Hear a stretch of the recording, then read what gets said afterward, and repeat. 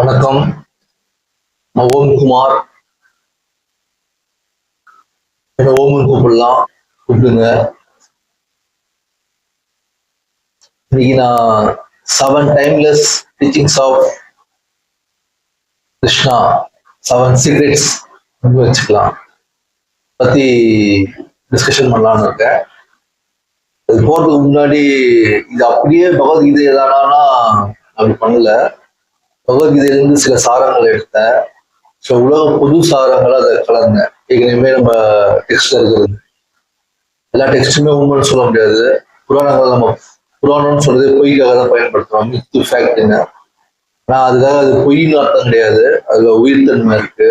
அதுல ஒரு விதமான தெய்வ பக்தி அதுல எங்கிருந்து வருதுன்னா, அது எல்லாமே அப்படின்றத விட முக்கியமா நம்ம கிட்ட இருக்கிற எல்லாமே பார்க்கும்போது அது ஒரு இறை வாக்குன்னு தான் கருதுறேன். சில பேருக்கு சில கட்டளைகள் இதெல்லாம்ன்றது சந்தேகப்பட்டு இல்லை. இந்த நபர்னு யாருமே நம்ம டெக்ஸ்ட் இல்ல. வேத வியாசான்ற பேர்ல பல பேர் இருந்தாங்கன்ற மாதிரி, இந்த சித்தர்கள் பேர்ல பல பேர் இருக்காங்க மாதிரி, இந்த மாதிரி நிறைய விஷயங்கள் நீங்க சயின்ஸ் கூட எடுத்துக்கங்க. நீங்க அலோபதின்றது நம்ம எல்லாம் ரசாயனமாக்கணும் பாக்குறோம். நான் அதை அப்படி பார்க்கல. அதை கண்டுபிடிக்கிறதுக்கும் உதிக்கிறது எங்கிருந்து உதிக்குதுன்னு தான் நான் பாக்குறேன். அதுவும் இறைவன்கிட்ட இந்த வாக்கு உதிக்கலைன்னா இதனால கண்டுபிடிக்க முடியாது. அதனாலதான் நான் சமசீரா பேசுறேன்னு நான் நினைச்சிட்டு இருக்கேன். பட் போக போக இன்னும் கூட சமநிலை ஏற்பட்டோம்னா நான் அதை முயற்சி பண்றேன். இப்போ 7 சீக்ரெட்ஸ் ஆஃப் கிருஷ்ணாவுக்கு போறதுக்கு முன்னாடி அத முன்னாடி சொல்லிடுறேன். பகவத்கீதா அப்படின்ற டாபிக்ல நான் இதை வெளியிட போறது இல்லை, போஸ்ட் பண்ண போறது இல்லை.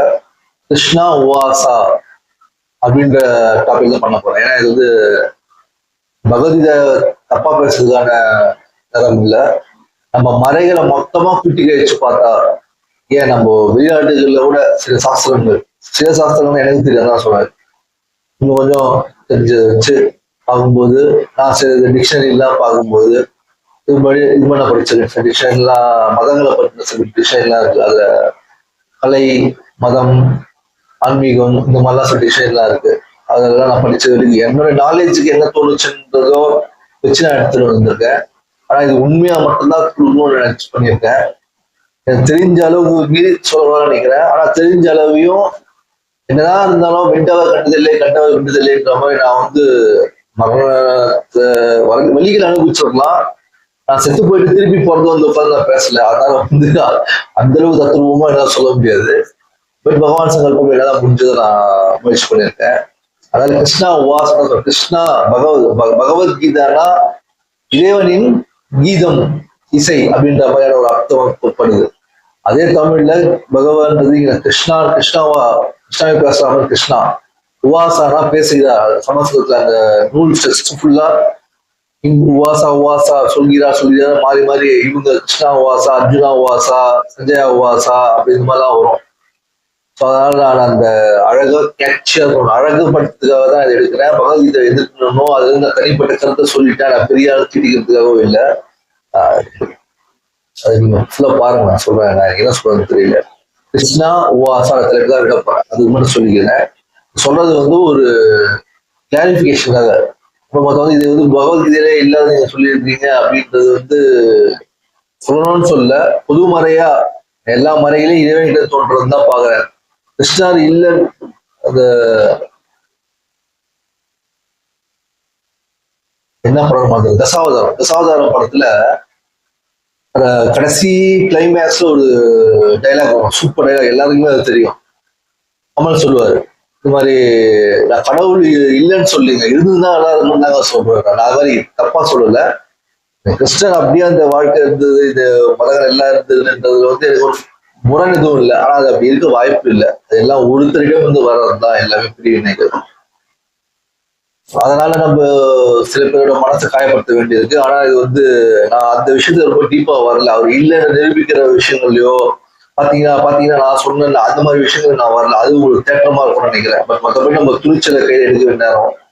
ஏன்னா இது பொதுவான கருத்தும் அதை பத்தி நம்ம பார்ப்போம். அதுல இருக்கிற விளக்கங்கள் நம்ம கொடுத்துட்டே இருக்கிறதால அதை தாண்டி செல்லாது ஒரு நிலைப்பாட்டுல வச்சிருக்காதீங்க. நான் கிருஷ்ணாவே சொல்றேன். அவர் ஒரு சிறையில அடைக்கிற மாதிரி இருக்கு எனக்கு. இது வந்து வக்ர புத்தின்னு நான் சொல்லல. நீங்க நல்லா யோசிச்சு பாருங்க. இன்னைக்கு எல்லாருமே வந்து நம்ம பாடத்துக்கு ஏற்ற மாதிரி தான் அந்த விளக்கமே கொடுக்கணும். நான் கொஞ்சம் என்னோட வினோதமான வாழ்க்கையோட அனுபவங்களை வந்து நான் எடுத்துக்கிட்ட சில சாரங்களை தரலாம்ன்றதை தவிர, இது வந்து கீதாச்சாரம் சொன்னா கூட கீதாச்சாரம் நேர்மையை எழுதிட்டாங்க. அது எல்லா வீட்டு கேலண்டர்ல தொங்கிக்கிட்டு இருக்கு. இது முக்கியமான நான் சொல்றது, எனக்காக மட்டும் கொஞ்சம் அதை புரிஞ்சுக்குங்க. நான் பின்னல் பண்றதுக்காக இந்த தலைப்பு எடுக்கல. இது அப்படியே நான் வந்து அர்ஜுனனுக்கு கிருஷ்ணன் சொன்ன மாதிரி எழுதல. அது படிச்சு அதே மாதிரியே நான் நல்லா இருக்கும். அதாவது போர்க்கள பூமியில ஒரு மன்னர் தேரோட்டியா மாதிரி அவருடைய மருமக பிள்ளைகிட்ட நண்பராக பழகி அவருக்கு வந்து ஊக்கம் கொடுக்கிறாரு. உலக ஞானத்தை போர்க்களத்துல ரத்தத்து நடுவுல அவர் வந்து தர்மத்தை உபதேசிக்கிறார். இப்ப கண்கக்கூடிய ஒரு விஷயம் தான் இது. அதே அந்த மாதிரிலாம் பண்ணிருக்காங்க. வேதவியாசம் பண்ணா சொல்றாங்க. எந்த வேதவியாசம் தான் கண்டுபிடிக்க முடியாது. வேதவியாசம்ல பல பேர் பல காலகட்டத்தில் இருந்திருக்காங்க. இதெல்லாம் நம்ம புரிஞ்சுக்கணும். அதை புரிஞ்சுக்கணும் தவறா சொல்லல.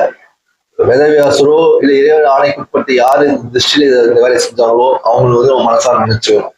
வேதவியாசம் பேரே நினைச்சுக்கலாம். அது கூட நம்ம ஒரு உருவமோ ஒரு வாழ்க்கையில போய் பார்த்து கிடையாது. அதாவது வேதவியாசம் கூட நினைச்சா தவறு ஒன்றும் இல்லை. இப்ப நம்ம தெய்வங்கள் பேர் சொல்றதே இறைவனை நம்ம தெரிஞ்சுக்க தானே. தெய்வ வழிபாடு நம்ம செய்யறது ஒரு இறைவனை ஏகனை போய் அடையிறது தானே. அவர் கிருஷ்ணன் பேர் இடத்துல அது வரா, கிருஷ்ணன் பேர் இடம் தெரிஞ்சவர் தான் வரும். சிவன் மாதிரி ஜானகி தெரியாதா, தெரிஞ்சவர் தான் வரும். எல்லாமே அவருடைய ஒரு பார்ட்ஸ் தான். இதுதான் உயர்ந்து தாழ்வுன்னு நமக்கு எதுவும் இல்லை. ஆனா அவர் தான் உயர்வு நமக்கு புரிஞ்சுக்கணும். ஏன்னா உண்மை அது மட்டும்தான், அவர் மட்டும்தான். அதனாலதான் அவருக்கு உயர்வு சொல்ல. ஏன்னா அவரும் நம்ம உரிமை உள்ளது தான். அவருக்கு நம்மளோட உரிமை இருக்கு, நமக்கு அவரோட உரிமை இருக்கு. அது எந்த தவறு மாற்று வருத்தம் இல்லை. சரி, நான் சட்டுக்குள்ள போயிடுறேன். அதுக்கு முன்னாடி நம்ம கிருஷ்ணனுடைய ஒரு ஸ்லோகத்தை சொல்லிடுறேன். ஏன்னா தர்மத்தை பத்தி தான் நம்ம பேச போறோம். இந்த 7 சீரியலுமே தர்மம் அப்படின்ற தலைப்புல அந்த ஒரு மேற்பார்வையில தான் நான் எடுத்தேன். எல்லாமே கலந்துருக்கும் அந்த 7 முக்கியமான விஷயத்துலயும். ஒண்ணு ஆன்மீக தர்மமா இருக்கலாம், இல்ல லௌகிக தர்மமா இருக்கலாம். ஏதாவது தர்மத்தின் அடிப்படையில் தான் எடுத்திருக்கேன். பரித்ராணாய சாதுனாம் விநாசாய சதுஷ்கிருதாம் தர்ம சம்ஸ்தாபனார்த்தாய சம்பவாமி யுகே யுகே. வருவேன் அப்படின்னு சொல்றாரு. எப்பெல்லாம் அதர்மம் தலையை தூக்கி தர்மங்கள் தாழ்ந்த நிலையில மக்கள் கஷ்டப்படுற சூழ்நிலை வருதோ அப்பெல்லாம் அந்த கஷ்டத்தை நிவர்த்தி பண்ணா நானே திரும்பி வருவேன் அப்படின்னு வந்து ஒரு முழக்கம் இருக்காரு, ஒரு கர்ஜனை. இதெல்லாம் ஏன்னா கிருஷ்ணரே நம்ம அவதாரமா பாக்குறோம். அவர் ஒரு அவதாரம் எடுப்பாரான்னு கேட்டா அதுதான். இது வந்து ஒரு முழுமையான கிருஷ்ணர் பத்தி சொல்லணும்னா ஒரு பூர்ணாவதாரம் அடைமொழியை நான் எனக்குள்ள வச்சுக்கிட்டது தான் அவரை பத்தி. ஏன்னா எந்த அவதாரமும் கதையை நம்ம எழுதும்போது அப்படியே வந்தாங்க, நரசிம்மர் அப்படியே வந்தாங்க. அவர் அவதாரத்திலே செட்டி கிடையாது. அவர் பகவான் ஒரு பிரதட்சணம் தான். கிருஷ்ணர், ராமர், அப்புறம் நம்ம பரசுராமர், அதுக்கப்புறம் பலராமர், இவங்களெல்லாம் எடுக்கும்போது இவங்களை இந்த சுத்தி இருக்கிற எல்லாத்துக்கு அவதாரத்தை எடுக்கும்போது கிருஷ்ணர் ஏன் பூர்ண அவதாரம்னா ராமரை தான் பூர்ண அவதாரம் சொல்லுவாங்க. பட் நான் கிருஷ்ணர் ஏன் சொல்றேன்னா கிருஷ்ணர் பிறகும்போது வதம் செஞ்சு வளர்ந்தவர். பிறந்ததுல இருந்து வதமே செஞ்சுக்கிட்டு வளர்ந்தவர். போர்க்காலத்தையே முழுமையா கடைசி வரைக்கும் ஒரு போரே பார்த்துருந்து ஒரு வாட்டியம் சொல்ல வரேன். பிறந்ததுல இருந்தே அவர் வதம் செஞ்சவர் தான். கை குழந்தையில இருந்தே வதம் பண்ணி நீங்க கொண்டு போய் வைங்க, அதை கொண்டு போய் வைங்கன்னு சொல்லி இருந்தவர். ஸோ அதனால அவர் வந்து ரொம்ப முக்கியமான பகவானே சாட்சாத் இறங்கினாம அந்த கதை சொல்லுது. அதான் கத்துக்கல. பொதுப்படியா ஒரு நியூஸா ஒரு விஷயத்த பார்க்கும்போது அது இப்படிதான் மாறும். இது ஆன்மீகம் இல்லைன்ற அர்த்தம் கிடையாது. சில பேருக்கு மனசு கஷ்டமா இருக்கிறத நம்ம வந்து இன்னும் அந்த திரையே போட்டுக்கிட்டு சுத்தக்கூடாது. தில்லா இருக்கணும். தப்பா சொல்லிங்க, இதையும் எதிர்கொள்ள தைரியம் இருக்கணும். தனஞ்சயா, நீ கர்மத்தை செய்யத்தக்கவன். அது கர்மமானது கடமை செய்வது. கடமைகளை கடன் என செய்யாதே. நான் சொல்வதை உள்வாங்கு. உனது கர்மங்களை கடமைகளை கிரியைகள் ஆக்கிவிடு. தர்மம், தியாகம், சுயநலம் மட்டுமே அற்ற போக்கு, அன்பு, பக்தி, ஈடுபாடு, அர்ப்பணிப்பு, சேவை, தொண்டு மற்றும் சத்தியத்தை முன்னிறுத்தி மகிழ்ந்து கிரியைகளை செய். இதற்குரிய பலன்களோ அலாதியானது, சட்டன உன் கண்களுக்கு அது புலப்படுவதில்லை. எனவே ஃபுல்லா படிச்சா உங்களுக்கு அதுக்குள்ள இலக்கிய ரீதியா எழுதிருக்கு, ரொம்ப ஆழ்ந்த பொருள் எழுதியிருக்கேன். அதனால இதை ஃபுல்லா படிச்சுட்டு கொஞ்சம் கொஞ்சமா எடுத்தவங்களை புரிதமாவே போறேன். அவர் என்ன சொல்றாரு, இந்த இடத்துல இந்த பாயிண்டுடைய தலைப்பு வந்து no your true purpose, focus on action not outcomes அப்படின்னு எடுத்திருக்கேன். இது விவாத யோகம், விஷத யோகான்னு சொல்லிட்டு சொல்லுவாங்க இது பகவத்கீதையில. நான் கொஞ்சம் தமிழ்ல அதை விவாத யோகம்னு மாத்திருக்கேன். அவன் இடிஞ்சு போறான் அர்ஜுன சொல்றான், நான் ஏழையா இதே மாதிரி 5 ஊர் கூட எந்த ஒரு வாய்ப்பு வசதி 5 ஊர் கூட என் பேர் இல்லாம நான் இருந்துடுறேன், நான் இப்பயே முடிச்சுக்கிறேன். என் சொந்தங்களை என் குருக்கள் எல்லாம், குருவை வந்து அந்த காலத்துல ரொம்ப கடவுளுக்கு மேலேயே மதிக்கக்கூடிய ஒரு காலகட்டமா அது கருதப்பட்டதுனால இந்த வடிவமைப்பு அப்படி இருக்கு. அவர் சொல்றாரு, அர்ஜுனன் சொல்றாரு கிருஷ்ணா கிட்ட, இந்த மாதிரி வந்து என்னால எப்படி அவங்கள கொள்ள முடியும், ஏன்னா முடிஞ்சாலும் நான் பண்றதா இல்லைன்னு தடுமாறுறாரு. அவ்வளவு பெரிய வீரம் தான் அவரு. அதனால அவர் சொல்றாரு, குருவையும் என்னுடைய ரத்தங்களையும் நான் எப்படி கொள்ளுவேன் அப்படின்னும் போது அப்ப வந்து ஒரு விவாதத்துல அவர் ஏற்படுறாரு. இன்னர் டைலமான்னு சொல்லலாம். அதை வந்து கொஞ்சம் விவாதம் அவருக்குள்ளேயே ஒரு ஆழ்ந்த கடல்ல அவர் புகுடும் போது கிருஷ்ணா அதுக்கு பதில் அளிக்கிறார். அது கிருஷ்ணா உணர்ந்து சொல்ற மாதிரி அவருடைய தடுமாற்றத்தை. தனஞ்சயா, நீ கர்மத்தை செய்யத்தக்கவன். கர்மம்னா காரியம்ன்றது கர்மம்னு சொல்ல முடியாது. காரியம்ன்றது ஏதோ ஒரு செயலை செஞ்சுக்கிட்டு அந்த நேரத்தை முடிவெடுக்கிறது. ஆனா இவன் இங்க என்ன சொல்றது, கர்மம்னா காரியத்துக்கு அடுத்த நிலை. அது வந்து கர்மா அப்படின்றது நீங்க கொஞ்சம் இந்த கான்செப்ட் இதை விளக்குவேன், அப்ப நீங்க புரிஞ்சுக்க ட்ரை பண்ணுங்க. பாடம் எடுக்கல, பகிர்வுதான். கர்மா அப்படின்னும் போது அது வந்து ஒரு கிரியை அப்படின்னு சொல்லப்படுது. கடன் செய்வது, உனது கிரியைகளை, அதாவது கடமைகள். கடமை என்ன, கடன் என்ன செய்யாது என்றது. கடமை அப்படின்றத கண்டிப்பா செய்யணும், ஆனா கடன் என்ன செய்யாது என்றார். நான் சொல்வதை உள்வாங்கு. கிருஷ்ணர் ஸ்தானத்துல இருந்து அந்த எழுத்து வச்சு சொல்றேன். இது நான் எப்போ எழுதுறது பட் சொல்றேன். நான் சொல்வதை உள்வாங்கு. உனது கர்மங்களை, கடமைகளை கிரியைகளாக்கிவிடு. கிரியைகள்லாம் என்னன்னா, இப்போ உடலுக்குன்னு சில கிரியைகள் தூய்மைப்படுத்தும், மனசுக்குன்னு கிரியை தியானம், அந்த மாதிரி வந்து மொத்த செயல்பாடு விவாத யோகத்தை சொல்றேன். இது மொத்தத்தையுமே நீ வந்து ஒரு கிரியையா பாவி, இறைவனை நோக்கின ஒரு விஷயங்களா மாத்து.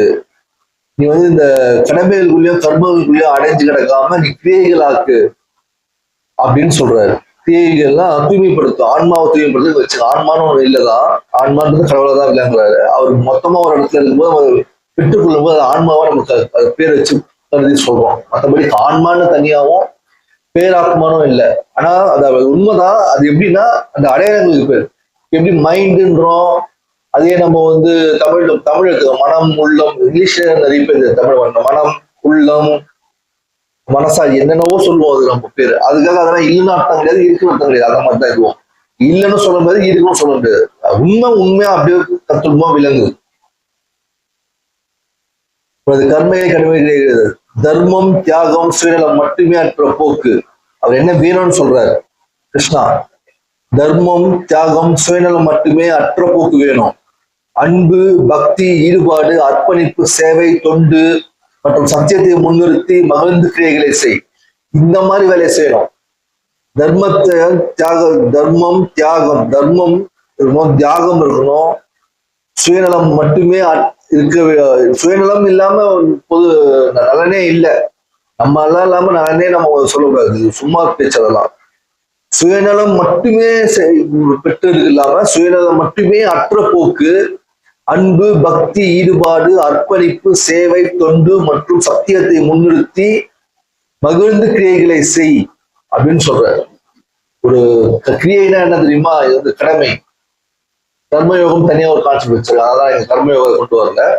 இந்த விவாத யோகத்துல கிரியைகள்ன்றது சத்தியத்தை முன்னிறுத்தி செய்யற கடமைகள் எல்லாமே. நீ செய்யற எல்லாத்தையும் சத்தியத்தை முன்னிறுத்துன்றார்.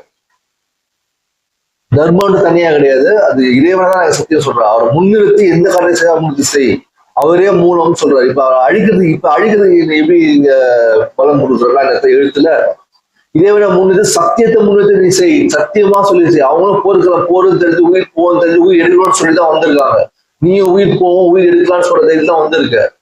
தைரியமா செய், சத்தியத்தை அவரை முன்னிறுத்தி செய், அது தவறாவாதுன்றார், நல்லதே நடக்கும்ன்றார். அந்த மாதிரி சொல்ல வர்றார். இதுக்குரிய பலன்களோ இப்போ கடமை செய்ய பலன் எதிர்பார்க்காதே என்று அதை தத்துவத்துக்கு வர.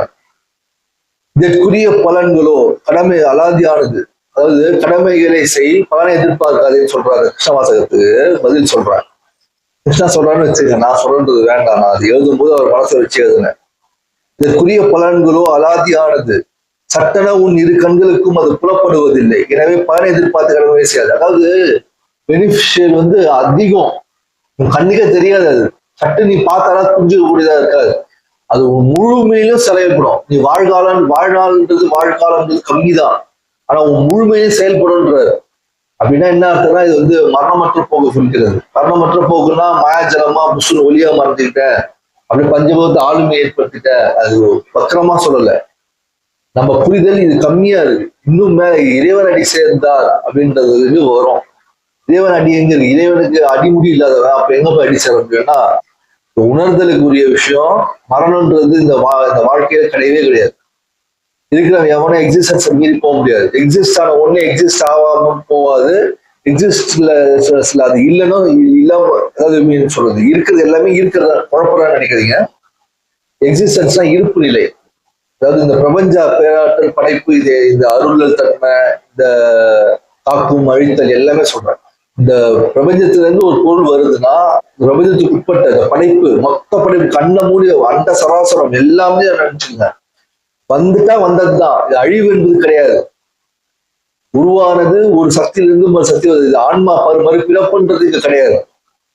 ஒரு பிறவி ஞாபகம் ஒரு பிறவி வருதா, அது ஒரு தீட்சண்ய மாதிரி, அது ஒரு சிலருக்கு வருதா, அது ஒரு சிலருக்கு தான் அது இருக்கும். இப்படி தெரியாதவங்க இல்லையானா இருக்கிறதுக்கு வாய்ப்பு இருக்கு. எல்லாம் ஆழ்ந்து யோசிச்சு நீங்க சொர்க்கம் நரகம் இதெல்லாம் புரிஞ்சுக்கிட்டு பல சாஸ்திரங்கள், ஒரு சாஸ்திரத்துல அடைப்படாம பல சாஸ்திரங்கள் படிச்சு பார்த்தீங்கன்னா, நம்ம இந்து சாஸ்திரத்துல இது இருக்கு. எல்லா மதத்தையும் கண்மூடித்தனமா நீங்க நோண்டி பாருங்க, உங்களுக்கு வெளிப்படுறது கண்மூடித்தனமா இருக்காது, பொருள் கண்டிப்பா விளங்கும். நான் அதை மட்டும்தான் எடுத்து சொல்லிட்டு இருக்கேன். அதனால பலனை எதிர்பார்த்து செய்யாதப்பா, நீ அதை ஜாலியா என்ஜாய் பண்ணி பகவானை நினைச்சு செய்யற. நான் அந்த ஒருத்தருக்காக நான் 2 ரூபா சில்லறை பிச்சைக்காரங்களுக்காக அந்த உணவுக்காக கொண்டு கூட அது பகவான் நிமித்தமா தான் செய்யணும் போடணும். அது அவங்களுக்கு நீங்க பண்றதும் சரிதான். நீங்க எதிர்பார்க்காதான் இது எதிர்பார்க்காத ஒரு விஷயம் தான். புரியுதுங்களா? 2 ரூபாய்க்கு போறீங்க, ஒரு பண்ணு வாங்கி சாப்பிடறான்னு ஒரு பிச்சைக்காரன், அது நீங்க எதிர்பார்த்து செய்றீங்கன்னா கேட்டா அது இல்ல. பட் இதை எதிர்பார்த்து செஞ்சா அது இதெல்லாம் நீங்க எதிர்பார்க்கவும் முடியாது. என்ன எதிர்பார்ப்பீங்கன்னு எனக்கு தெரியல. 2 ரூபாய்க்கு நீங்க பகவான் என்ன கேட்பீங்க? கிரியைகளை நீங்க செய்யணும். கிரியைகள், கோயிலுக்கு போறது சரியை கிரியை, ஞானம் யோகம், சித்தர் மார்க்கத்தை சொல்றாங்கன்றது மனப்பாடமா பதிஞ்சிருச்சு எனக்கு. இப்ப கிளாஸ் எல்லாம் போறேன், சும்மா டிஸ்கஸ் போவேன், அது சொல்லும் போது சொல்றேன். சரியை கிரியை என்ன சொல்றது, பூஜை புனஸ்காரம், டைம் பார்க்கறது எல்லாம் இருக்க வேண்டியதுதான். ஆனா பகவானை முன்னிறுத்தி தான் செய்யணும். இருக்க வேண்டியதுதான்னா அது இருந்தே ஆகக்கூடிய விஷயம்லாம் இல்லை. பகவான் வந்துட்டாருன்னா அதுக்கு செயல்பாடே இல்லை. 2 ரூபாய் நீங்க போட்டீங்கன்னா நீங்க பகவானுக்கு போடுறதா நினைச்சுங்க, அந்த பிச்சைக்காரனுக்கு போடுறதா இல்லை. அதே சமயத்துல அந்த 2 ரூபாய் அந்த பிச்சைக்காரன் நீங்க பலனை எதிர்பார்த்து போட்டீங்கன்னா இல்லாம போயிடும். ரொம்ப குழப்பறேன், நானே குழம்புன மாதிரி பேசலாம், அடுத்த இதுக்கு போயிடுங்க. முன்னேற்போட பேசாதான் குழப்பம் வருது. ஏதோ சில பிரச்சனை இருக்குதானே, எல்லாரும் பிரச்சனை மனுஷன். அடுத்த பாயிண்ட், அண்டர்ஸ்டாண்ட் யுவர் டியூட்டி. தர்மஸ்தாபனம், இது அடுத்த தர்மஸ்தாபனம்னு ஒரு அடைமொழி கொடுத்துருக்கேன். Understand your duty.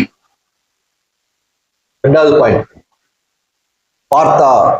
கிருஷ்ணன் சொல்றார், கிருஷ்ணா உவாசா, பார்த்தா இது தர்மம், நீ உத்தேசிக்கிறாய், அதாவது தடுமாற்றம் கொள்கிறார் என்பதை நான் காண்கிறேன். தர்மம் வெறும் சாஸ்திரத்திலோ வேத விற்பனர்களின் வார்த்தைகளிலோ மட்டுமே புரிந்திருப்பதல்ல. தர்மன்றது அந்த காலன்றதால அப்படி எழுதுனேன். வேதங்கள் படிக்கிறவங்க, சாஸ்திரம் படிக்கிறவங்களுக்கு மட்டும்தான் உரித்ததுன்னு இல்லை. அவங்க சொல்றதுதான் அது தர்மன்றதும் இல்லை. இன்னைக்கு எடுத்துக்கிட்டா கூட நம்ம தவறுகள் செய்ய வேண்டிய சூழ்நிலை இருக்குது. அது தர்மமா அதர்மமான்னு பார்க்க முடியாது. ரோடு எடுத்த சில சிக்னல் இல்லாம இருக்கும். ஒண்ணு ரொம்ப தூரம் சுத்துற மாதிரி இருக்கும் சார் ரோட்ல. அது நம்ம ஷார்ட் கட்ல எடுப்போம். ஓரளவுக்கு காலி ரோடு தான் எடுக்கலாம். அது சட்டத்தை எதிர்த்து பேசல. அது ஒரு தடவையும் அதே அந்த அந்த பகுதியில் வாழ்ற மக்கள் ஒரு தடவை சொந்த வீடு வச்சிருக்கோம், போயிட்டு வர முடியும். அவங்களுக்கு தெரிஞ்சவங்கன்றதால இப்போ நம்ம அங்க ஓட்டும்போது ஓடக்கூடாது. அந்த பகுதியில வாழ்ற மக்களுக்கு யார் வருவாங்க போவாங்க, வண்டி கட்டி வரும் ஒரு ஐடியா இருக்கும் அவங்க போடுறாங்க. இப்ப இது தர்மமா அதர்மமா? அங்க ஆக்சுவலா சிக்னல் இருக்கணும் ஒரு இடத்துல, இருந்தாதான் மக்களுக்கு சேஃப்டியா இருக்க முடியும். ஈஸியா போக்குவரத்துக்கு ஒரு ஏதுவான ஒரு நிலைமை இருக்கும். ஆனா இருக்காது. அப்ப அவங்க என்ன பண்ணுவாங்கன்னா கொஞ்சம் ஒன் சைடாவே ஓரமா ஒதுங்கி அவங்க தெரிஞ்சு போறாங்க. அது தப்பு குற்றம் குச்சி அடிக்கிறதுன்றது அப்படி பண்ணுவாங்கன்னு நான் சொல்ல. அப்படி பண்ண முடியாது. அது குற்றம், அது ஒரு பெரிய குற்றம் இல்லை. அப்ப எங்க இருக்கு சட்டத்திலேயே அது தர்மம்ன்றது ஒண்ணு இல்லை. தர்மம் இல்லைன்னு அப்படி சொல்ல. தர்மம் இந்த இடத்துல அது நமக்கு சரி. அது மாதிரி அதுக்காக தான் சொல்ல வரேன். அந்த கிருஷ்ணா உவாசான்றத போட்டிருக்காங்க, அதை சொல்ல வரேன்னு சொல்லக்கூடாது. தர்மமானது உயிரோட்டம் உடையது. தர்மமானது இதெல்லாம் சொல்லுவாங்க. தர்மமானது உயிரோட்டம் உடையது, எக்காலத்திலும் நிகழ்காலத்திலும் பொருந்துவது. அதாவது எக்காலத்திலும் எக்காலத்திலும் பாஸ்ட் பிரசன்ட் ஃபியூச்சரு, அது அப்படியே வந்து ஒவ்வொரு பிரசன்ட்ல இருக்கவங்களுக்கும் அது பொருந்தக்கூடியதா இருக்கும். அதுதான் தர்மம். அப்படிதான் இருக்குதுன்னு சொல்றாரு. பிரதி ஒரு மனிதனுடைய அடையாளமான உயரம் கொஞ்சம் வேடிக்கை தான் எதிர்ப்பேன். அதுக்காக இது வேடிக்கை பொருள்லாம் இல்லை. விளக்கங்கள் ரொம்ப ஆழ்ந்து எதிர்ப்பேன். ஒரு தோழமா அப்படி ஒரு ஃப்ளூக் அப்படி சொல்லியிருப்பேன். ரொம்ப டீப்பா இந்த இடத்துல யோசிக்கல. கிருஷ்ணனுக்காக தான் யோசிச்சேன். கிருஷ்ணனுக்கு அந்த பொருள் புரிஞ்சா போதும் தான் அப்படி எழுதுறேன். கிருஷ்ணனுக்காக நான் மட்டமா எழுதுறேன் சொல்ல வரல. ஒரு தூக்கி எடுத்து நான் எழுத மாட்டேன். அப்படியே கிருஷ்ணன் தானே சொல்றேன் கேஷுவல் அடிச்சு விட்டேன். அதாவது பிரதி ஒரு மனிதனுடைய அடையாளமான உயரம், பருமன், எடை, நிறம், அவன் அங்க அடையாளம், அவன் புலன்கள், குரல் வளம், ஒருவருக்கும் ஒரு குரல் இருக்கு. ஐடென்டிஃபை பண்ணி பாருங்க. அதெல்லாம் கொஞ்சம் சிந்திச்சு பாருங்க. ஒவ்வொருத்தரும் ஒரு உருவம், ஒவ்வொருத்தரும் ஒரு எடை பிரியுது. அங்க எல்லாமே பிரியுதுல இருக்கு. பருமன் அங்க இதெல்லாம் யார் பிரிச்சுக்கிட்டு இருக்கா? அப்படியே இதாச்சு பிறந்தோம் வளர்ந்தோன்றதுதான் இல்லை. இங்க மொத்தமா கொஞ்சம் கண்ணமுடி பாருங்க. வானம் நம்மள எப்படி வானத்துல இருந்து பகவான் எப்படி பார்ப்பாரு, இல்ல வானம் நம்மள எப்படி பார்க்கணும் யோசிச்சு பாருங்க. வானத்தை கண்ணுக்கு நினைச்சுங்க, அதை நம்ம எப்படி பார்க்கணும் அப்படி யோசிச்சு பாருங்க, உங்களுக்கு புரியும். போல அவனது தனிப்பட்ட வாழ் அதே மாதிரி ஒவ்வொருத்தரும் ஒன்னொன்னு ஒவ்வொரு மாதிரி இருக்கிற மாதிரி தனிப்பட்ட வாழ்விலை சார்ந்தது அவனது நடத்தை, குணம், பண்பு, பாரம்பரியம், ஒழுக்கம், பக்தி மற்றும் அவனது தனிப்பட்ட சூழ்நிலையை சார்ந்த சூழ்நிலை. அன்பானவனே உள்வாங்கு, தர்மம் என்பது சத்தியமாகும். அது பிரதி ஒரு மனிதனின் மனதிலும் நடத்தையிலும் சூழ்நிலைகளுக்கும் ஏற்ப நிலை கொள்கிறது. இதுதான் விஷயம். தர்மம்ன்றது பிரதி ஒரு மனிதனின் மனதிலும் நடத்தையிலும் பிஹேவியர், மென்டல் விஷயம் ரொம்ப முக்கியம். இங்க மென்டலே அவன் எடுக்கிற டிசிஷன், அவன் ஸ்டேட் ரொம்ப முக்கியம். குற்றவாளின்னு யாருமே எப்ஸ்டீன் கூட குற்றவாளி கிடையாது.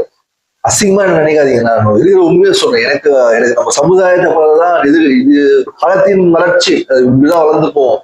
இப்படியெல்லாம் நம்ம சப்ஸ்டின்லாம் வந்தாதான் அடுத்த கட்டத்துக்கு நம்ம முன்னேறக்கூடிய தயாரிப்பு நம்மளுக்கும் வரும். குற்றவாளிகளே நம்ம குணப்படுத்தக்கூடிய அந்த போன தடவை வீடியோல புனல் பதிவு பேசாது குற்றவாளிகளுக்கு உணர்த்தம் தான். பகவான் கூடவே உட்கார்ந்து இருக்காரு, இதயத்துல இருக்கிறாரு, மூச்சு இருக்கிறாருன்ற அந்த ஒரு பக்குவ நிலை வந்துருச்சுன்னா, பக்குவ நிலை நம்மளா பண்றது அது உண்மை சத்தியம்.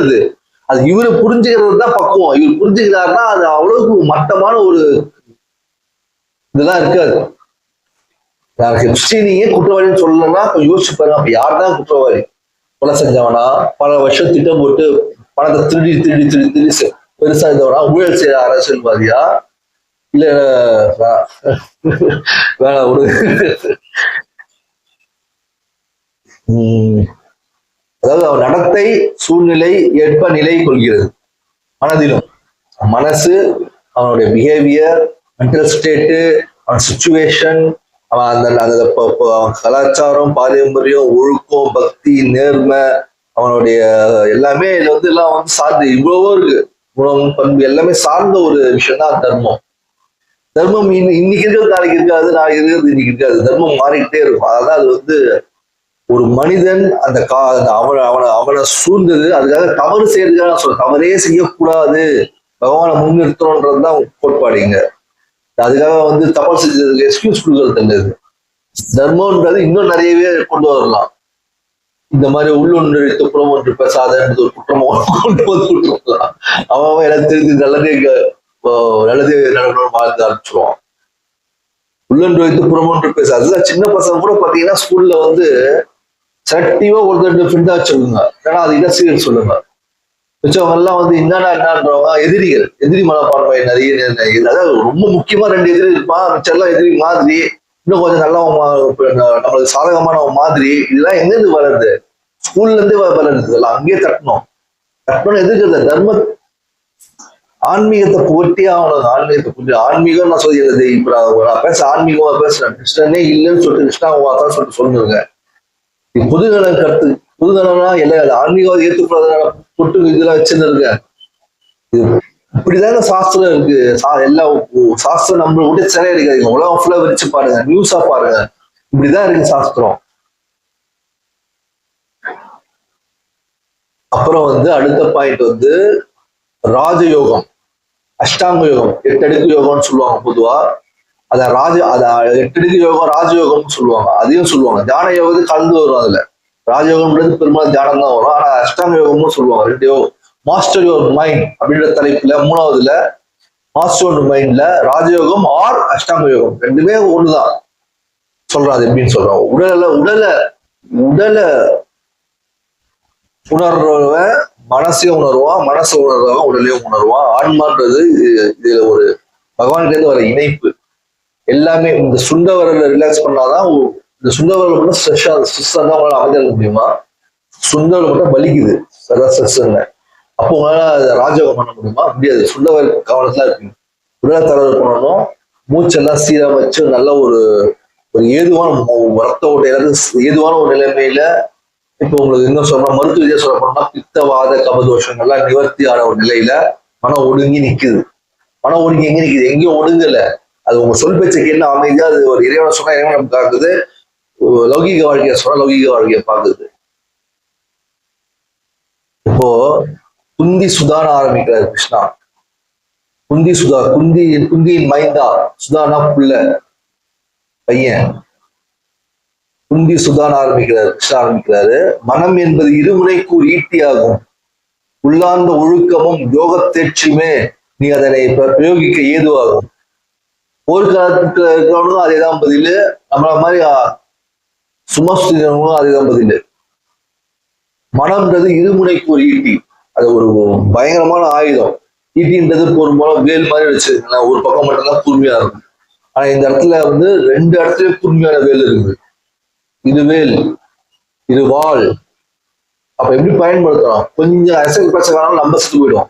அதுக்கப்புறம் எதிரி செத்தான நம்மளே ஆட்சி சாதத்த மாதிரி முடிஞ்சிடும். அப்ப அதை எப்படி பயன்படுத்தணும்? அசிங்கமா இருக்கிற மாதிரி நம்மளே சொல்றதுன்னா அப்ப அது எவ்வளவு வலிமை வேணும், அதை பயன்படுத்தி எவ்வளவு முயற்சிகள் வேணும். நான் அவ்வளவு கஷ்டம்லாம் கொடுக்கலாம். நான் என் பகுதின்னு உங்களை பகிர்றதெல்லாம் ரொம்ப தெளிவு நிலையில எளிமையானதை மட்டும்தான். மனம் என்பது இருமுனை கூறிட்டு, அப்போ அதை வந்து இப்படி பயன்படுத்த சொல்லியிருக்கோம்னா அதுக்கு வந்து யோக தேர்ச்சி ரொம்ப முக்கியம். உடல்ல ரொம்ப யோக தேர்ச்சினாலே ஒரு பயம் வந்துடும். யோக தேர்ச்சினா வந்து இந்த பொட்டு வச்சுக்கிட்டு ரொம்ப கான்சன்ட்ரேஷன் எல்லாம் பண்ணி பயங்கரமா காட் எனர்ஜி எல்லாம் இருக்கணும் அப்படி இல்லை. ஆரம்பத்துல அது எல்லாமே இருக்கணும்னா கூட ஆரம்பத்துல உடலை தளர்வு செய்யணும். யோக பயிற்சிகள், எக்ஸசைஸ், எந்த எக்ஸசைஸ் வேணாலும் பண்ணலாம். ஆனா ஃபார்மேட் தெரிஞ்சு பண்ணணும். எல்லாமே தெரிஞ்சவங்க கிட்ட நீங்க இது பண்ணிக்கிறது நல்லது. எல்லாத்தையும் கத்துக்கிறது நல்லது. யோகம் அப்படின்றது வந்து ஒரு பார்ட்ல இருக்கும். இப்போ வந்து இந்த கிராஸ்ஃபிட்னு சொல்லுவாங்க, அந்த மாதிரி வந்து சர்க்யூட் எக்ஸசைஸ் சொல்லுவாங்க. அது மாதிரி விதவிதமான எக்ஸசைஸ். சரி, அது இப்போ விஷயம் நான் சொல்றது என்னதுன்னா, கிராஸ்ஃபிட் அதாவது உடல்ல வந்து ஒரு மொழி இருக்கு. அந்த மொழிய எல்லா வகையிலையும் அது வந்து பேசுற மாதிரி நீங்க பண்ணணும். அது எப்படி பண்ணணும்? ஒரு நாள் நீங்க வெயிட்ஸ் நல்லா ஹெல்த்தியா இருக்கவங்க வெயிட்ஸ் தூக்கலாம். ஹெல்த்தியா இருக்கவங்க ஹெல்த்தி ஆகிட்டு தான் வெயிட் தூக்கணும். ஒரு நாள் ஃபிளெக்சிபிலிட்டி வந்து நம்ம ஸ்ட்ரெச்சிங்ஸ் பண்ணலாம், இல்லை மொபிலிட்டி எக்ஸசைஸ் பண்ணலாம், லூசனிங் பண்ணலாம். ஒரு நாள் யோகா பண்ணலாம். யோகா வேற இதெல்லாம் வேற யோகா பண்ணலாம். ஒரு நாள் யோகாலேயே வந்து கொஞ்சம் நீடித்த பயிற்சியா, வலு சார்ந்த பயிற்சியா நானே வந்து வச்சிருக்கேன், கொடுத்துருக்கேன். ஏற்கனவே பிளாக்ல போட்டிருக்கேன். எலமெண்டல் எக்ஸசைஸ் சொல்லி கொடுத்துருக்கேன். வாத பித்த கவனம் சொல்லிட்டா அது ஒரு 3 பிரிவினை பிரிச்சு ஆரம்ப தொடக்கத்துல முடிச்சுவேன். அவங்க தனியா அப்புறம் சொல்றேன். இப்போ வந்து சொல்லிடுறேன். அந்த மாதிரி உடலுக்கு ஒரு மொழி இருக்கு. கார்டியோ எக்ஸசைஸ் பண்ணலாம், லேசான ஜம்பிங்க. அப்படியே இந்த எக்ஸசைஸ் தீவிரமா இருக்கலாம். அதை நம்ம ஏதுவா மனசுக்கு ஏதுவா இதயத்துக்கு ஏதுவா செய்யணும். HIITன்றது சொல்றது high intensity interval work, low intensity interval work. Low intensity interval work தான் பண்ணணும் நான் சொல்ல வரல இந்த இடத்துல. ஹை இன்டென்சிட்டியா இருந்தாலும் அது லப்பு துடிக்க வரக்கூடாது. ஆழ்ந்து அதோட ஒரு அனுசரணையா பண்ணணும், அவ்வளவுதான் சொல்ல வந்தது. அது நீங்க டெய்லி கூட ப்ராக்டிஸ் பண்ணலாம் எல்லா பயிற்சியும். ஆனா எங்கெங்க எப்ப பண்றதுன்றது மாஸ்டர் பீஸ், மாஸ்டர் டேக். மறுமுனையில் தேர்ச்சி இல்லாமல் நீ அதை பயன்படுத்தினால் அது உன் விதியிலும், அந்த இருமை குறிப்பிட்டி அது உன் விதியிலும் கூட விளையாடும் அப்படின்றாரு. என்பதை நீ அறிவு கூறுவாயிடாரு, நீ அறிவாயின்னு சொல்றாரு. உனக்கு அது தெரியும் அப்படின்றாரு. ஒரு இடத்தே எது வேண்டுமானாலும் இருக்கலாம், செல்வம், நட்பு, சுற்றம், பலம், ஆயுதம். இந்த மாதிரி எந்த ஒரு செல்வம், நட்பு, சுற்றம் எதுவும் இருக்கலாம். இவைகள் ஏதும் இல்லாமல் கூட இருக்கலாம். இதுல எதுவுமே இல்லை கூட இருக்கலாம். இவைகள் எல்லாம் பொருட்டல்ல. எவன் ஒருவன் தன் மனதை அறிகிறானோ அவன் தனது மனதை வெல்கிறான். வீரா, அவனே கல்வியில் தேர்ந்தவன். சிறந்த யோகங்கள் எல்லாமே தம்மை அறிவதே என்பதை உள்வாங்கு. இந்த இடத்துல எங்க உள்வாங்க வந்திருக்கு போறாங்க. இவன் தான் கல்வியில் தேர்ந்தவன். எவன் மனசை அறிஞ்சு மனசை ஒடுக்கிறவன். என்ன மனசு ஒடுக்கிறது? முதல்ல நீங்க மனசை ஒடுக்கிறதுனா கான்சென்ட்ரேஷன் பண்றது, அந்த ஐடியா இருந்து வெளில வரும். கான்சென்ட்ரேஷனே ஒண்ணு கிடையாது, அது ஒரு ஃப்ளோ. நம்ம அமைதியான அது கட்டுப்படும், நம்ம அமைதியா இல்லாத முட்டி மோதும். நீங்க எவ்வளவுதான் நீங்க அந்த கான்சென்ட்ரேஷன் தியானங்களை பண்ணலாம், அப்படியே ஒத்து பார்க்க நீங்க கற்பனை பண்றது அப்படிலாம் யாரும் பண்ணல. அவங்க அதுக்காக மட்டும் அதை பண்ணல. அது ஒரு பயிற்சி அவ்வளவுதான். அது நீங்க இதெல்லாம் பொட்டு வச்சு கான்சென்ட்ரேஷன் நீங்க எங்க போய் ஒரு சின்ன பசங்க தெரியாத விஷயங்கள் இருக்கவங்களும் இருக்காங்க, தவறா சொல்லல. அந்த மாதிரிலாம் கிடையாது. முழு நிலையிலையும் ஆசுவாசம் போனோம். ஒரு மனிதன் கம்ப்ளீட்டா ஆசுவாசம் அடைஞ்சாதான் மனசு ஆசுவாசம் அடையும். எல்லாம் உடல், மனம், பொருள், ஆவி, ஆத்மா எது வேணாலும் சொல்லுங்க, ஆசுவாசம் அடைஞ்சதான் மனசு ஆசுவாசம் அடையும். எது ஒண்ணு தறிக்கிட்டாலும் அதுவும் தறிக்கணும். அடுத்த நிமிஷமே தறிக்கணும். ஏன்னா நீங்க அடுத்த நிமிஷம் கண்ணை மூடி கண்ணை திறந்து வெளில போய் வேலையை பார்க்க போறீங்க. அப்ப அது திருப்பி கிளம்பும். அந்த பக்குவப்பட்டது முழுமையான பக்குவ நிலையெல்லாம் பக்குவப்பட வெறும் ஒரு மணி நேரம் 2 மணி நேரம் அப்படியே நேரம் உத்து பார்த்துட்டு கண்ணை கல்லாகிட்டேன், மனசு வந்து அப்படியே சந்திச்சு அப்படியே நின்றுச்சு. போதிதர்மர் சொன்ன மாதிரி அந்த மாதிரிலாம் பாறையை உத்து பார்க்க, அது ஒரு கதை. கிருஷ்ணர் மாதிரி தான் அவரும் ஒரு உயர்ந்த யோகி. ஆனா அவர் நவீன காலத்தான் சக்திலாம் கிடையாது அவர்கிட்ட. இந்த மாதிரி வந்து சித்துகள் மட்டும்தான். தப்பா சொல்லுங்க, அஷ்டம சித்தி அந்த மாதிரி ஏதோ சொல்றாங்க. அது அவ்வளவு உண்மை நினைக்கல. அவர் வலிமையானவர். அவர் மனம், அவருடைய இலை தத்துவம், அவர் உள்ளார்ந்த தேடல், அவருடைய உடல் வலிமை, அவர் கலைகள் வந்து நான் மதிக்கிறேன். அது எது கூட அவர் வந்து கதைன்னு தான் சொல்றேன். இதையும் கிருஷ்ணர் ஒரு பெரிய கடவுள் அளவுக்குலாம் அவர் சொல்லல. அவர் ஒரு மனிதரா இருந்து மேலோங்கியவராக தான் நம்ம காட்சி. பெரிய மனிதர்கள்ல மேலோங்கியவராக கடவுளுக்கு சம்பந்தம் தான் சொல்றேன். இப்போ அவரு வந்து அந்த மாதிரி கண்ணை குமிய பிச்சு போட்டாரு. அந்த கதையில வந்து டீ, அதுல இருந்தா டீ நம்ம குடிக்க எல்லா டீயும் அவர் கண்ணிமே பிச்சு போட்டாரு. கண்ணிமேந்து வந்ததான் டீனே ஒரு சரித்திரம். ஆமா, சரித்திரம் தான் அது. உண்மையான புராணம். அப்புறம் பார்த்தா கிருஷ்ணன் அப்படித்தாங்க கிண்டல் பண்ணுங்க, அவருக்கு பண்ணுங்க. வாழ்க்கை இவ்வளவுதான் வாழ்க்கை, இதை வச்சு வாழணும்னு இறைவன் சொல்லிட்டாரு. நம்ம இறைவன் அவர் சொல்லணுங்கிறது அப்படி இல்லை. அவர் நம்ம தெரிஞ்சுக்காதது நம்ம ஒரு வினாடிகளே எழுந்துட்டு இருக்குமே தவிர இதனால ஒரு பேதமும் இல்லை. இதனால செம்மைப்படுத்துகிறது தான் இந்த ஜீசஸா இருக்கட்டும், போதிதர்மரா இருக்கட்டும், புத்தரா இருக்கட்டும், எத்தனை பிச்சுவா இருக்கட்டும், எத்தனை சாமியார், ரிஷிகள், முனிகளா இருக்கட்டும், எல்லாமே நெறிமுறைக்காக நம்மளுக்கு வந்து அவன் செஞ்சதா தானே. இப்போ ஒரு எளிமையா சொல்றோம், திருவாசகத்தை உருகி எழுதுனாரு, பாடினாரு. பாத்தீங்களா? நீங்க தான் விட்டு போட்டு பாடுறீங்க. அது எதுக்கு உருகினேன் அப்படின்ட்டு உருகினேன் விளையாட்டா கிண்டல் பண்ற மாதிரில ஒரு அபசகமா தான் நான் பேசுற மாதிரி இருக்கு. சத்தியமா சொல்ல தெளிவு நிலைப்படுவேன். நீங்க எப்படி இருக்கணும்ன்றதுக்காக வகுக்கப்பட்டதுதான் அந்த வேதங்கள்லாம். நான் திருஞான திருவாசக மாணிக்கவாச திருவாசகி தான் சொல்றேன். அது நமக்காக பண்ணப்பட்டது, பகவானால கிரியேட் பண்ணப்பட்டது. அதுக்காக சொல்லி தப்பா சொல்ல புரிஞ்சுதா? உருகி நின்னை பாடி தொழுகின்ற அப்படின்ற போது அது எழுதி வச்சிருக்காரு, தெளிவா எழுதி வச்சிருக்காருன்ற போது உருகி பாடினான்றத பாட்டு போக வேண்டியதா எழுதி வச்சாரு. அதை போய் உருகி பாடினே அப்படி இப்படின்றதுலாம் எதுக்கு? தெளிவான சிந்தனை நம்ம வளர்த்துக்க வேண்டிய நிர்பந்தத்தில் இந்த காலத்துல குற்றங்கள் ஓங்கிக்கிட்டு களி முத்தி போச்சா இல்ல களி திருந்துமானே தெரியல. பட் நம்ம அதை கொஞ்சம் பாசிட்டிவா எடுத்துக்க வேண்டிய நிலைமையில விழுறோம். தைரியம் வளர்த்துக்கணும். பகவான் இல்ல அப்படின்னா எந்த பகவான் இல்ல, நான் கடவுள் இல்லைன்னு சொல்லல. நம்ம நினைக்கிறவங்க, நம்ம பேர் சொல்றவங்க எல்லாருமே ஈர்க்கப்பட்டவங்க நம்ம நினைக்கிறத சொல்றேன். ஒரு எழுத்தை சரி, புரியுது, உங்களுக்கு புரிஞ்சிருக்கும்னு நினைக்கிறேன். அடுத்த காரணம் அப்ப வீடியோ வந்து இப்பவே 35.28 செகண்ட் வந்துருச்சு. 4வது, எம்ப்ரேஸ் இம்பர்மனன்ஸ் அண்ட் சேஞ்ச். அதாவது நிலையில்லாமையும் மாற்றத்தையும் ஏற்றுங்க. இது வந்து மரணத்தை பத்தினது இல்லை, சத்தியமும் மரணத்தை பத்தினது இல்லை. தியான யோகம் ஆர் ராஜயோகம். இந்த இடத்துல ராஜயோகமே வரும். நான் இங்கிலீஷ் சொன்னேன், ராஜயோகம்னா தியானத்திலே வரும். அது அஷ்டாங்க யோகத்துக்கும் ராஜயோகம்ன்ற பேரு. ரெண்டும் ஒன்னான்னு கேட்டா ஒண்ணுதான். இது இல்லாம அது தலை கிடையாது, அது இல்லாம இது தலை கிடையாது. ஒரு ஒரு ஒரு ஒரு வழியில போறோம்னா அது எல்லாமே என்ன வளரணும்னு பாக்குறீங்களா? நான் அவ்வளவு பெரிய எக்ஸ்பெக்ட் இல்லைங்க, சொற்பொழிவு ஆட்டுறாங்களா, சாதாரண ட்ரை பண்றேன், அதை பாராட்டுங்க. தியான யோகம் இதுல என்ன, பாண்டவக்குள்ள தோன்றலே இல்ல பாண்டுக்குள்ள தோன்றலே அப்படின்ற கிருஷ்ணா. ஏற்றங்களும் இறக்கங்களும் கொண்டதே நிலை என்ற சொல்லாடல். ஆகவே தான் மனதை நிலை என்று வர்ணனைக்கு உட்படுத்தி வருகிறோம். நான் எடுத்துட்டு இன்னொரு 1/2 நேரத்துல எத்தனாவது 4, 5, 6, 7 அதை முடிச்சுதான் இருக்குங்க. சாரி, நான் வீடியோ கட் பண்ண போறது இல்லை. நான் கூட இயல்பா பழகிறதாவே இருக்கும். என் வீடியோ பாக்குறவங்க எங்கிட்ட பேசும்போது எங்கேயாவது தெரிஞ்சுக்க மாட்டோம் அப்படின்ற ஏக்கத்துல நான் எடுத்துறேன். அடுத்த வீடியோவை இன்னொரு போஸ்ட் கனெக்ட் பண்ணி பார்ட் 2 விட்டுறேன். ஏன்னா இப்ப ஏற்கனவே வந்து 36 நிமிஷம் 37 நிமிஷம் ஆயிடுச்சு ஆல்மோஸ்ட். நான் இப்ப இதுல பேசணும்னா 1 ஹவருக்கு மேல ஆயிடும் போது. ஓகே.